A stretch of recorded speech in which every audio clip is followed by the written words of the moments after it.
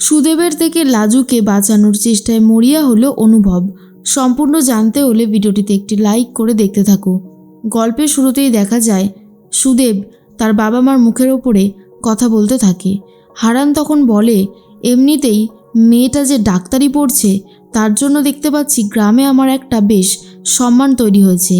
সবাই এখন নিজের থেকে এসে কথা বলে আর বলে যে তোমার বৌমা ডাক্তারি পড়ছে, কত বড় মন তার, আর কত শিক্ষাগত যোগ্যতা, এসব দেখে তো বেশ ভালোই লাগছে। তখনই হারানের বড় ছেলে বলে, দেখলে তো বাবা, এই জন্য আমি বলছিলাম যে লাজুর পড়াশোনাটা করাটা কতটা জরুরি। আর মা তো ওকে খাটিয়ে খাটিয়ে আজকে এই অবস্থায় নিয়ে গেছে। কি দরকার ছিল ওকে দিয়ে এত কাজ করানোর? এমনিতে তো মেয়েটা নিজের মতন থাকে, পড়াশোনা করে, আর সপ্তাহ শেষ হলে আমাদের বাড়িতে এসে একটা দিন অন্তত থাকে। তার উপরে আবার ওকে এত খাটায়, এইটা মা একদমই ঠিক করে না। এখন তো গৌরীকে দিয়েও আর কাজ করতে দেয় না, শুধুমাত্র লাজুকে খাটাবে বলে। লাজুর ওপর যে তোমার এত কিসের রাগ, সেটাই আমি বুঝে উঠতে পারি না। কমলা তখন বলে, বাহ, এখন আমার ছেলে আমার মুখের ওপর কথা বলতে শুরু করে দিয়েছে। এই শোন, আমার যা ইচ্ছা আমি তাই করব, তোরা কে বলার মতন?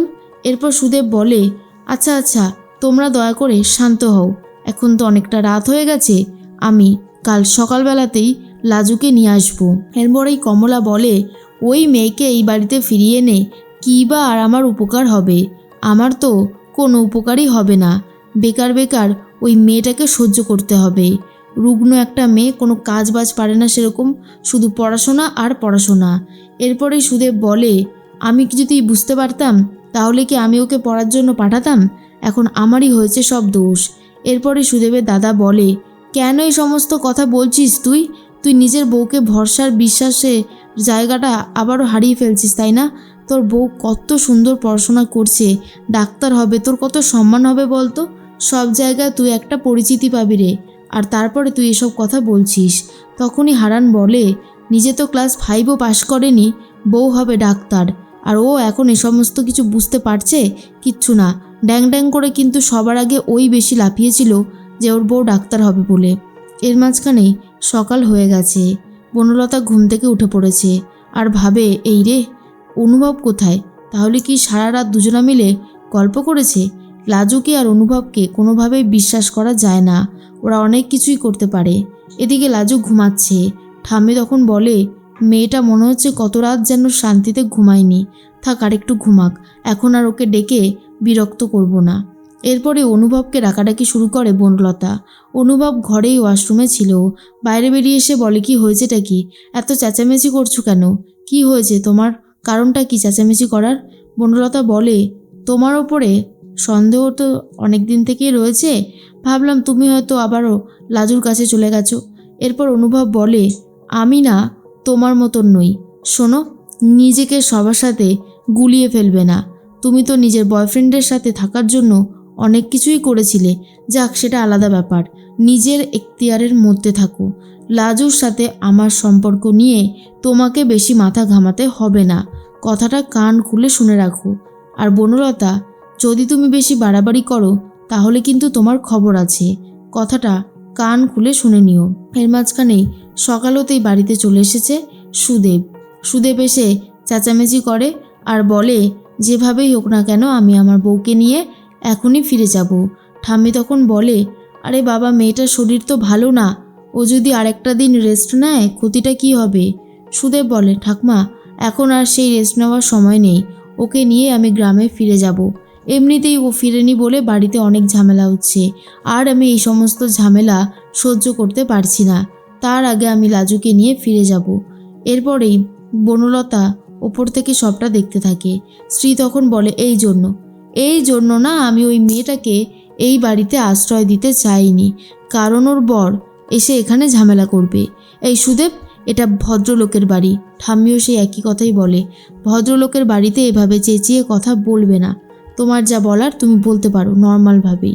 এরপরে সুদেব বলে, আমি এটুকুই চাই, আমার বউকে নিয়ে বাড়িতে ফিরে যেতে। কোথায় আমার বউ? আমার বউকে ডেকে দিন যাতে আমি ওকে নিয়ে বাড়িতে ফিরতে পারি। তখনই অনুভব এসে বলে, যাবে না, লাজু ওই বাড়িতে ফিরবে না এখন, লাজু শরীরের কন্ডিশন মোটেই ভালো নেই, ও কোনোভাবেই যাবে না। সুদেব বলে, আচ্ছা তোমার এত অধিকার আসে কোথা থেকে আমার বউয়ের প্রতি? আমার বউকে নিয়ে আমি সব থেকে বেশি ভাববো, তুমি নও। অনুভব বলে, কলেজে ও লোকাল গার্জিয়ানের জায়গায় আমার নাম রয়েছে, বারবার আমাকেই ডাকা হয়। তাই আমি বলছি, লাজু ডাক্তার হবে এই বাড়িতে থেকেই। ওকে কোনোভাবেই তুমি ডিস্টার্ব করতে পারবে না, তাহলে কিন্তু খুব খারাপ হয়ে যাবে। সুদেব বলে, খারাপ আর কি হবে? খারাপ তো দেখছি অলরেডি হতে শুরু করে দিয়েছে। তবে একটা কথা জেনে রাখুন, আমার বউয়ের প্রতি আপনার এই দরদ না বেশি দিন টিকবে না। লাজু কোথায়? এরপর ঠাম্মি বলে, মুখ সামলে কথা বলো। যখন লাজুকে ওই বাড়িতে প্রথমে নিয়ে যেতে পারোনি, তখন এসব দায়িত্বের কথা মনে ছিল না?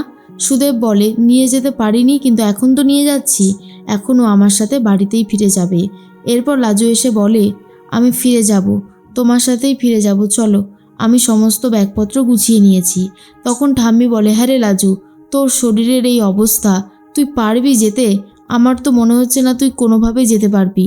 অনুভব বলে, লাজু তুমি কোথাও যাবে না, তোমাকে বারবার করে বারণ করছি, তাও কেন তুমি কোনো কথা শুনছো না? জেঠুমণি বলে, শোন কৃষ্ণ, আমার মনে হয় লাজুর কপালে যা আছে সেটাই হবে। তুই আর আমি খণ্ডাতে পারবো না। ওর বর যদি মনে করে ওকে নিয়ে যাবে তো নিয়ে যাক না, তুই এত বাধা দিস না। স্ত্রী তখন বলে, যা, তুই তোর কাজে যাওয়ার জন্য রেডি হ, এইভাবে একটা ছেলের সাথে ঝামেলা করিস না। তখনই অনুভব বলে, লাজু হবু ডাক্তার, ওকে কোনোভাবেই আমি এই বাড়ি থেকে যেতে দেব না। আর সুদেব, তোমাদের বাড়ির কারোর তো মনে হয় না অপুষ্টি রয়েছে, তাহলে লাজুর এত অপুষ্টি থাকার কারণটা ঠিক কী? না না, আমাদেরকে বলো, এই রকমভাবে চলতে পারে না। সুদেব বলে, দাদা, আমি এসব ব্যাপার নিয়ে কোনো কথা বলতে চাই না, আমি লাজুকে নিয়ে সোজা গ্রামে ফিরব। এরপরে লাজু বলে, চলো, আমি তো রেডি, আমাকে বেরোতে হবে। অনুভব বলে, দাঁড়াও লাজু, এই রকমভাবে সুদেব তোমায় নিয়ে যেতে পারবে না। ডাক্তার আসুক, ডাক্তার বলুক যে তুমি সুস্থ, তারপরেই তুমি যাবে। তোমার মিনিমাম চেক আপটা করাতেই হবে, যেভাবেই হোক না কেন। সুদেব তখন বলে, আমি অতক্ষণ অপেক্ষা করতে পারবো না। আর তোমরা লাজুকে নিয়ে একটু বেশি ভেবে ফেলেছো। আমাদের বাড়ির বউ আমরা কোথায় ভাববো তা না করে তোমরা ভেবেছো, তার জন্য আমি কৃতজ্ঞ। কিন্তু এটা ঠিক যে লাজুকে আমি আর এই বাড়িতে থাকতে দেব না। এরপরে লাজুর রীতিমতো অবস্থা খারাপ হতে শুরু করে। অন্যদিকে বনলতা বলে, সুদেব তো একদম ঠিক কথাই বলেছে। অনুভব বলে, শোনো বনলতা, তোমাকে আগেও বলেছিলাম, এখনও বলছি, তুমি যদি এরকম প্রশ্নের উত্তর দিতে থাকো, খুব শীঘ্রই তোমার আর আমার আলাদা হয়ে যাওয়াটা কেউ আটকাতে পারবে না। আর এসব শোনার পর বনলতা ভয় পেয়ে যায়। লাজু বাড়ি থেকে বেরোতে গিয়ে মাথা ঘুরে ঘরের মধ্যেই পড়ে যায়, যা দেখে অনুভব চিৎকার করে ওঠে আর বুঝতে পারে লাজুর শরীরটা তো ভালো ছিলই না, জোর করে নিয়ে যাওয়ার ফল ঠিক কতটা খারাপ হলো। এরপর সুদেব আর কোনো কিছু বলার মতন অবস্থাতেই নেই।